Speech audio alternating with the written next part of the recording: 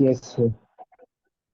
So we did this reaction in the last class where we see how when acid and a metal hydroxide reacts with each other, salt and water are formed, and we understood this thing that the acid produces hydrogen ions and the metal hydroxide produces hydroxide ions to give us a water, and the ions which are left behind, we look at their charges, we identify their charges, and with the help of their charges we make the formula of salt like this, and then after this we balance the equation. Okay, so now there is a concept of ionic equation that if you have to make the ionic equations, how you will make it. Okay, so here we have a ionic equations for metal oxides and acids. So if you see, this is the normal equation of a metal oxide with the acid where salt is forming and along with water. Now, there are few points which you have to keep in mind while making the ionic equation. The first one is that whenever you are going to convert a simple chemical equation into ionic one, you have to see the compounds in which state they are. If you look at this and this, in which state these two compounds are? Aqueous. And if we see the other two compounds, one is and the other one is liquid. So remember, the compound which is solid, which is liquid, or in a gas state, we are not going to do anything with those compounds. We are going to write those compounds in the way as they were earlier in the chemical equation. But what we do with the aqueous compounds, the one which are aqueous, we will split them into ions. So I'm repeating again, when you have to make the ionic equation, you will keep any something which is in solid, keep it same. Anything which is gas, keep it same. Anything which is liquid, keep it same. Only the compounds or the substances which are in aqueous state, you are going to split it into ions. So if you see, I have split it nitric acid into ions. I kept copper oxide as it was. I have split it copper nitrate into ions. I kept water as it was. Is this clear? Now, if you see the ions which we have made over here, there is a hydrogen ion over here, but on the product side, is there any hydrogen ion? No. We have a nitrate ion over here. Is nitrate ion present in the product? Right? So we have to then figure out which ion is same on both the sides. We usually call those ions spectator ions. And what we do, we cancel out these ions. And after removing these ions, we write the equation with the remaining substances which are left. And that is your ionic equation. So see, nitric acid is split into hydrogen ion and a nitrate ion. Copper nitrate is split into copper ion and the nitrate ion. Then as nitrate ion is present on both the sides, so it is removed. So I am left with the hydrogen ion. I write the compound copper oxide because I didn't did anything with it. I write copper ion in the ionic equation. I have removed the nitrate ion and then water. So that is how we make ionic equations. Is this clear? Yes, Laiba? Yes, sir. So yeah, Yes, Khatija, is this clear to you?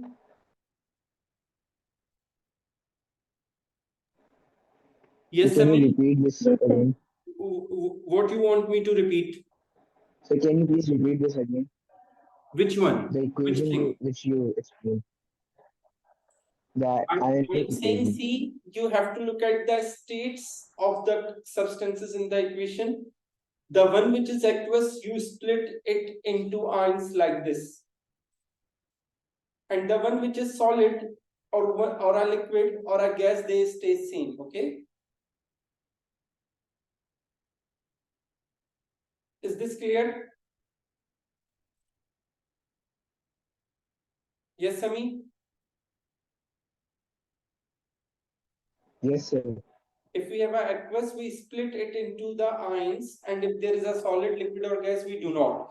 So then the aqueous ions, we have to look for an ion which is same on both sides. We cancel out that ion which is same on the both side, and then we write the equation after removing that ion which was same. So that is your ionic equation. Okay, sir. Okay, now complete these quickly. Then after these, I will give you two equations to make the ionic equation.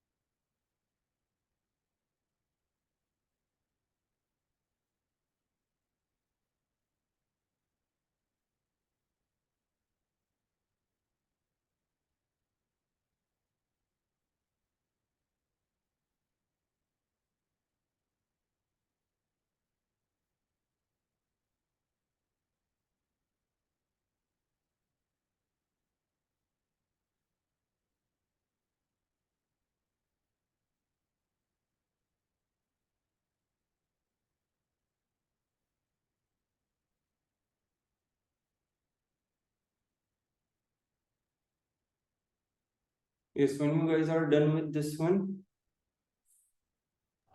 Yes, sir. I'm writing the equation.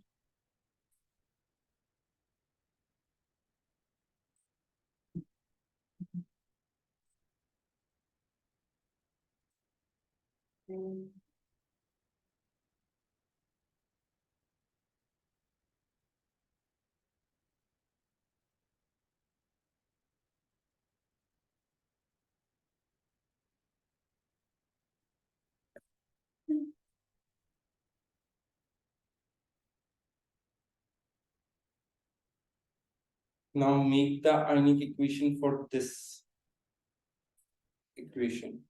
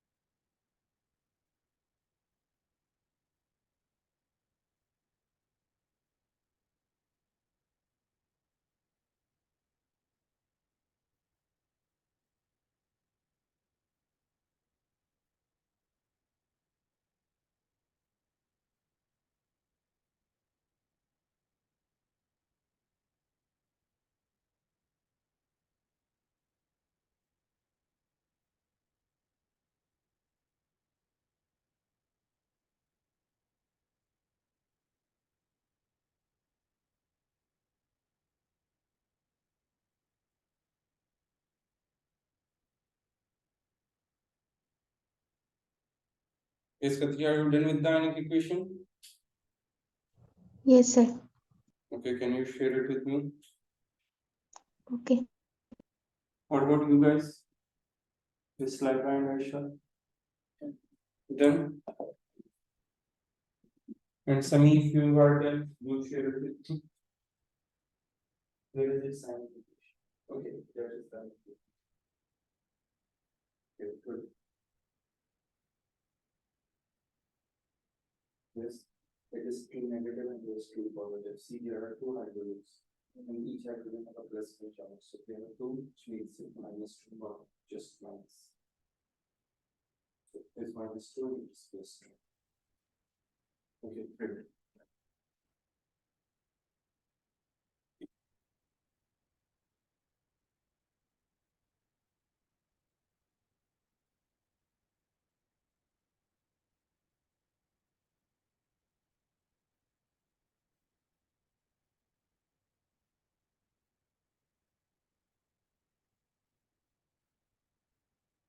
Okay, very good, Khatija.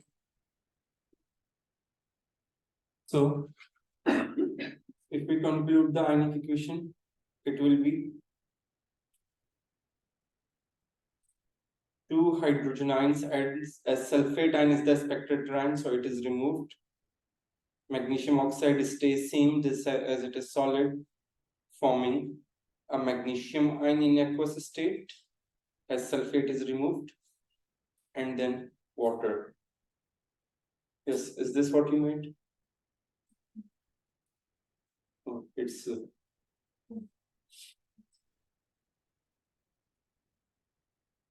Okay.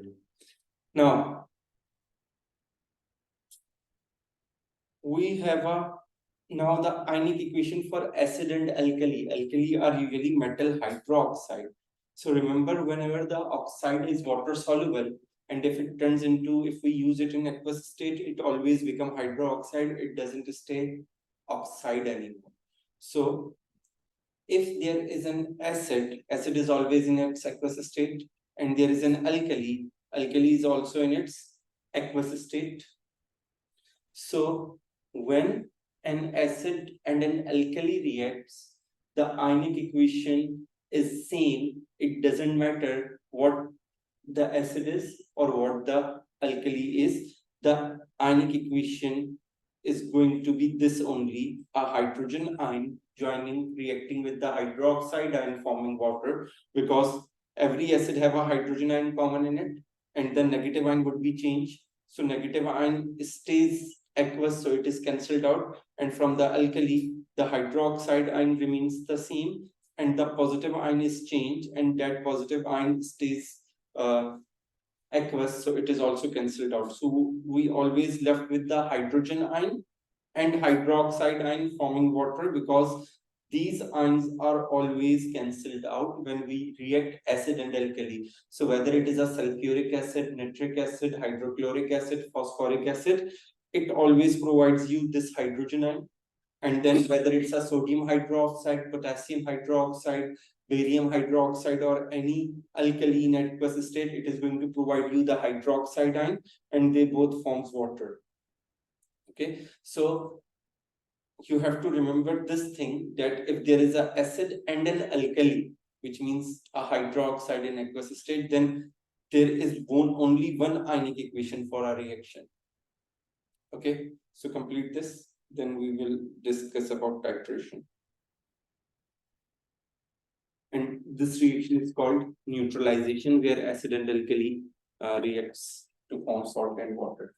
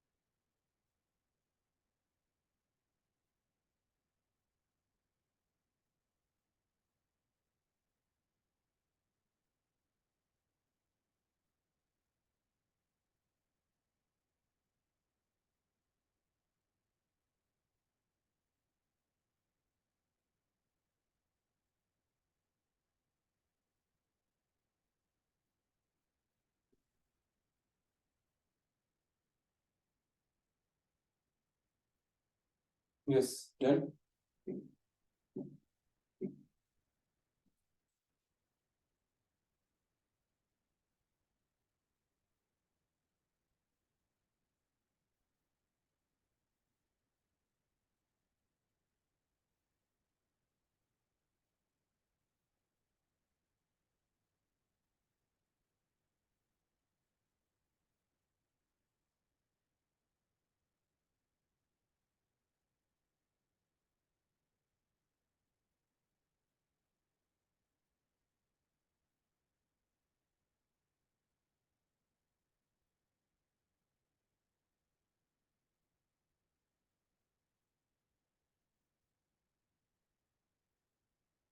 Yes, done.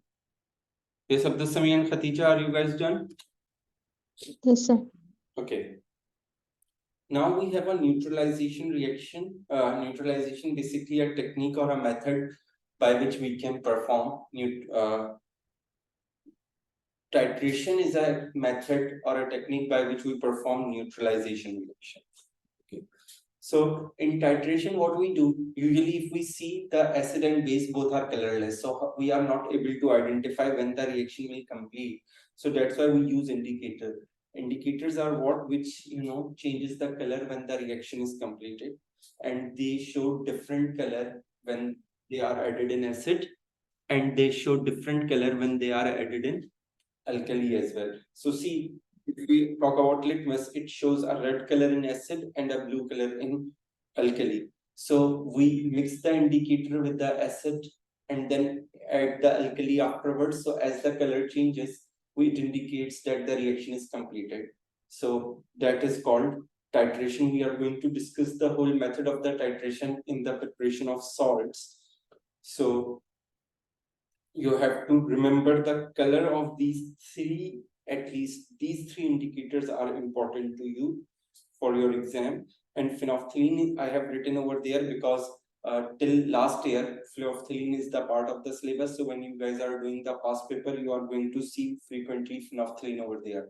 So for that I have mentioned it, but from now onwards in exam they are going to ask you about litmus, thiamolphthalene and methyl orange. So you have to remember the color of these three indicators when they are in acid and when they are in base, when they are in alkali.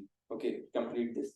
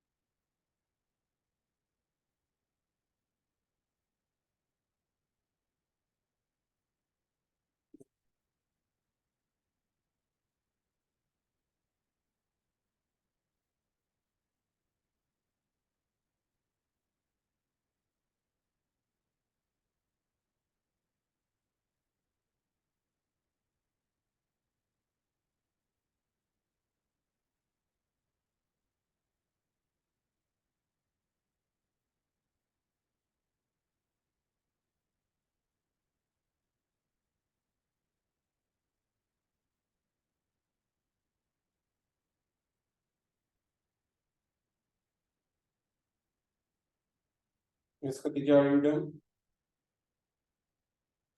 Yes, sir.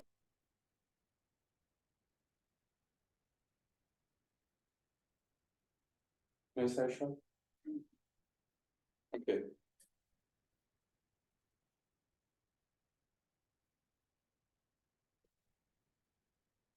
Now, beside metal oxides and metal hydroxides, we have a reactions of acids with metals as well. So when acid reacts with a metal, they will form salt and water. So basically there are four reactions of acid. Acid reacts with metal oxides that we did. Acid reacts with metal hydroxides that we did. Then acid reacts with metals, that what we are going to do, and then acid reacts with metal carbonates. So when acid reacts with metal oxides or metal hydroxides, our products are salt and water. When acid reacts with metals, what we get, salt and hydrogen. So the easy thing is that if you see on the reactant side, hydrogen is present in only acid. So the whatever the number of hydrogens are there, you assume that all of these hydrogen turns into H2. For example, if I do this, how many hydrogen are here? 3. But when I'm going to make the equation, I always initially put H2 gas over here. And I assume that all of these hydrogen are converted into this. At the end, when I have completed the equation, I will balance it. Okay, so do keep this in mind. It doesn't matter how many hydrogen are over here, you are always going to make H2 at the end, in the equation, and then when we complete the equation, we will balance the equation. Is this point is clear? Okay, now if you see, there are it's hydrogen, so I made the hydrogen gas from these hydrogen. When this hydrogen is being used, now what I left with the sulfate ion and the zinc ion, I have identified their charges, and with the help of these charges, I made zinc sulfate salt, and then I made the ionic equation. The rule is same. If there is a solid, gas, and liquid, we keep it as it was. If there is an aqueous, so we split it into ions, and then we see which ion is present in both the sides. We remove that ion and then write the equation again. So these two are for you. You guys have to complete these two equations, balance them, and then make the ionic equation from these two.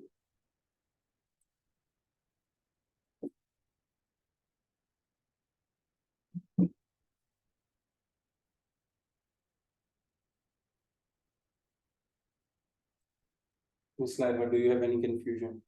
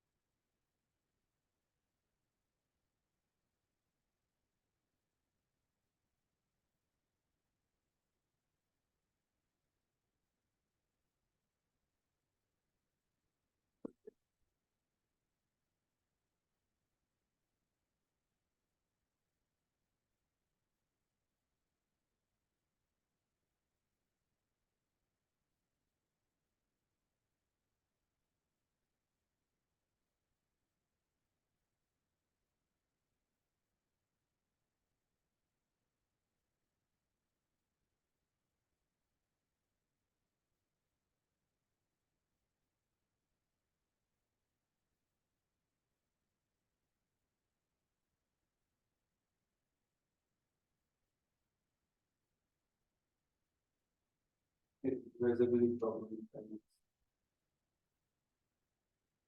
Irreversibly problem dependence. Irreversibly is fine. It's positive.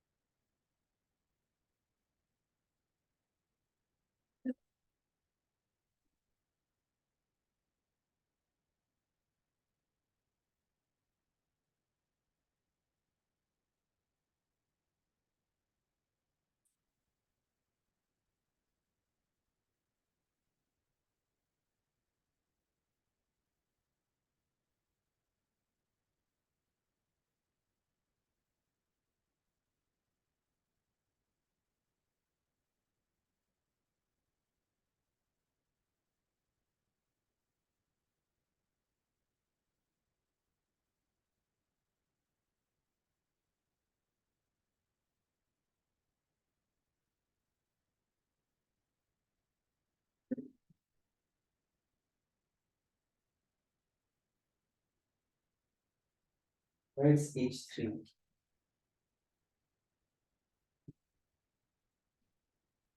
It's hydrogen gas, it is always H2.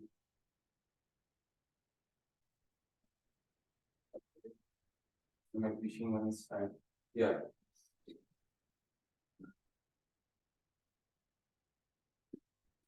So if we look for the first equation out of the two which you have to do, here hydrogen is formed, and as hydrogen is formed, the two ions which are left is magnesium and nitrate. Nitrate have a -1 charge and magnesium have a 2+ charge. So with the help of these charges, when we make the formula of the salt, it is going to be MgNO3 twice.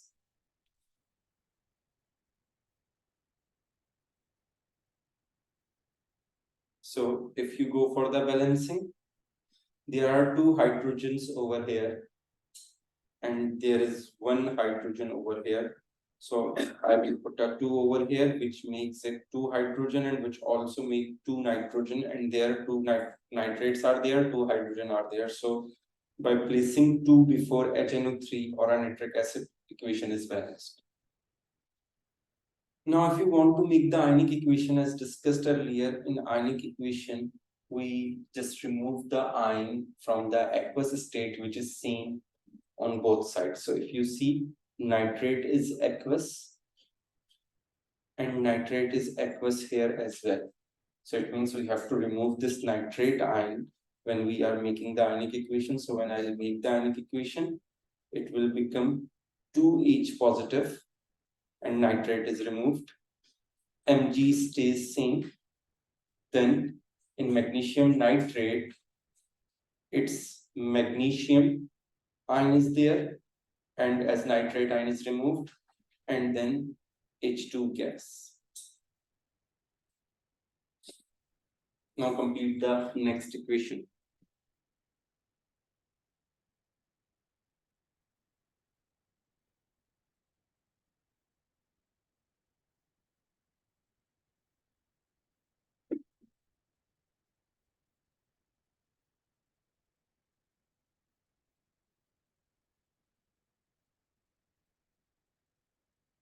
There put its ion, so put its charge. Its charge as well. Now when you are splitting points, you can't write it as 3, instead 3H positive.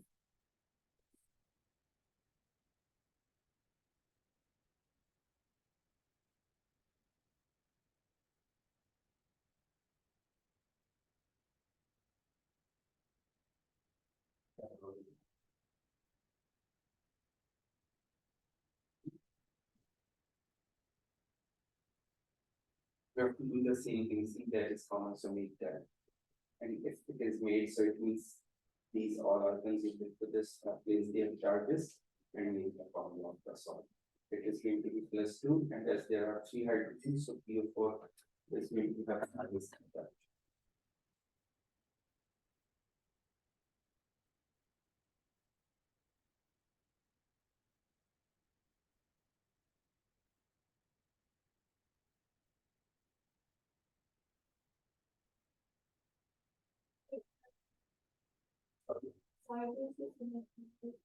Okay. Calcium is in group 2, so what charge calcium? Okay, see, this is one. Because you didn't identify the charges of these two before while making the salt. First, you have to identify the charges, then you have to make the formula. Otherwise, you always do the mistake. And let me show you. Okay, so if you guys look at the last equation where phosphoric acid is reacting with the calcium, so as we know, it's a phosphoric acid and a calcium. Calcium is a metal. So when a metal and acid reacts, there are two products which are formed. One is salt and the other one is hydrogen gas. So I will make hydrogen gas H2. So this H2 is actually made from these hydrogens. So what we are left with? We are left with calcium, which is in group 2, so it have a 2+ charge. And we are left with phosphate PO4 with a 3- charge. So now if you got the charges, now tell me the formula of the salt, what it will be? Yes, Aisha? If CS2 plus and PO4 is 3-, then what will be the formula of the salt? Yes, Laiva?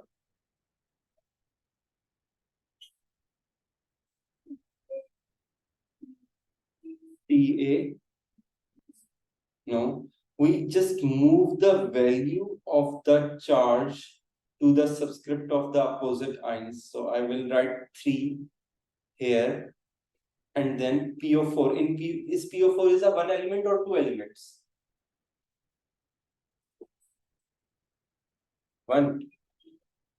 There is a phosphorus and oxygen, right? There are 2 elements. So if there are 2 elements, so when I move the 2, I have to enclose it in bracket and then write the 2. So now I got the formula of the salt. So now the next part is balancing the equation. So you always need to identify the charges of the ion before making the formula of the salt. So let's start with salt. Always for these equations of acid, always start balancing with the salt. How many phosphate are here? No, PO4 is a phosphate. So how many phosphate are here? There are 8 oxygens. 2 phosphates are here, right? 2 PO4 are here, right? So I'm going to put 2 over here. That 2 makes this phosphate 2. But by putting this 2, how many hydrogens now I have here? 6. Is this clear? So if there are 6 hydrogens, so I have to put a 3 over here. That makes 6 hydrogen. Now, how many calcium I have over here? 3. So I will put a 3 over here. Now if you see, if I count the number of each element on the left side, there are 6 hydrogens, there are 2 phosphate, and there is 3 calcium. If you see, there are 3 calcium, there are 2 phosphate, and there are 6 hydrogen. So my equation is balanced.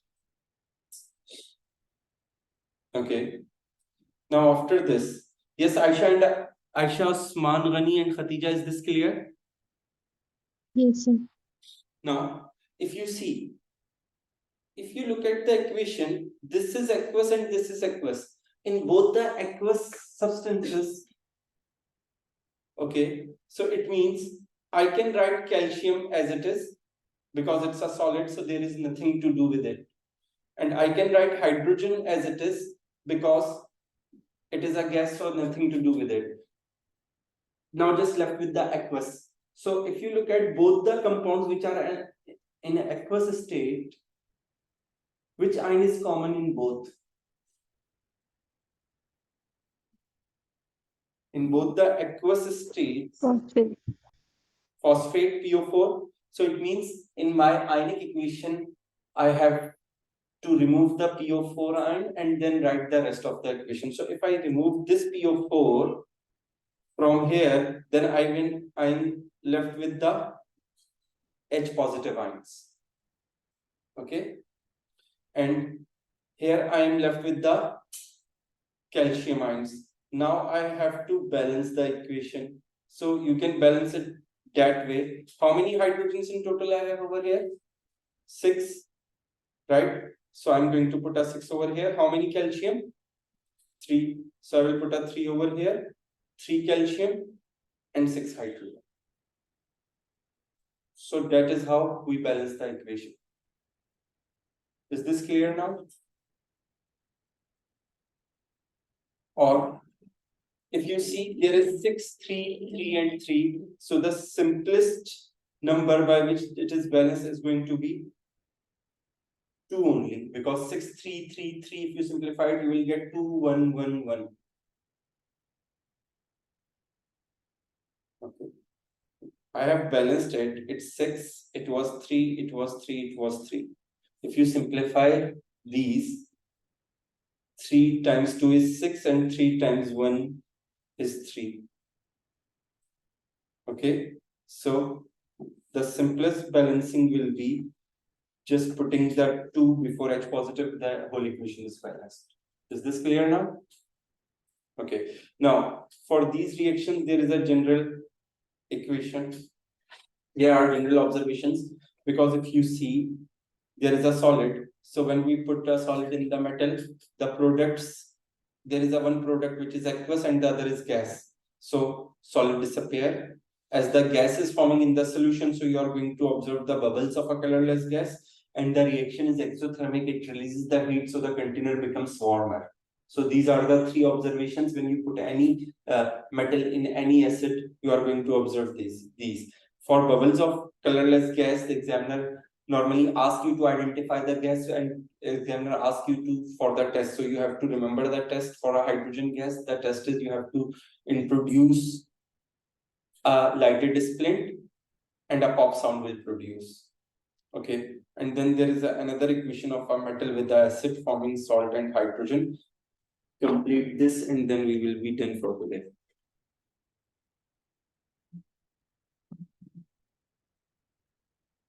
And remember, all these reactions of a metal and acid are redox.